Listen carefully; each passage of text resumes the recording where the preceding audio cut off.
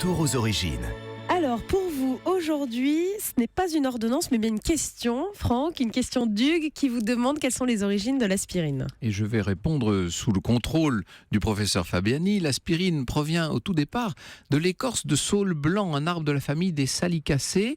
Les Grecs utilisaient déjà ce saule blanc dans l'Antiquité pour ses vertus anti-inflammatoires.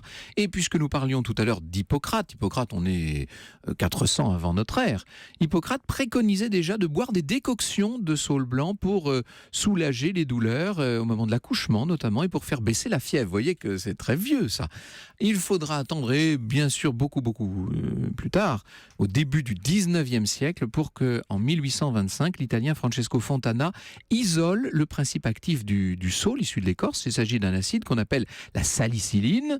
Alors depuis en 1829, un pharmacien français, Leroux, va produire des cristaux blancs solubles dans l'eau et 10 ans plus tard, en 1935, vous voyez, je vous parlais d'une proximité avec l'épidémie de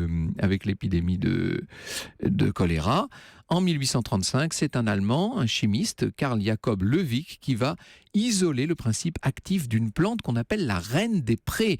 Il obtient l'acide salicylique qui est très proche, qu'on appelle d'ailleurs l'acide spirique, du nom de la reine des prés. Spirique, ça va donner l'aspirine, hein, vous voyez. Et cet acide est très proche de la salicyline. En 1853, le chimiste français Charles Gérard va obtenir la synthèse de cet acide acétylsalicylique qui va devenir le principal composant donc de l'aspirine. Et ce sont encore les Allemands, c'est Félix Hoffmann en 1894, puisque Gérard est mort trop tôt, lui il n'a pas été au bout. Et donc c'est Félix Hoffmann qui, pour Bayer, pour les laboratoires Bayer, va mettre au point la formule de l'acide acétylsalicylique sous forme stable et consommable. À partir de là, on peut véritablement parler d'aspirine. D'ailleurs, le brevet sera déposé à la fin de 1899. Autant dire que le XXe siècle est né avec l'aspirine, tout un symbole.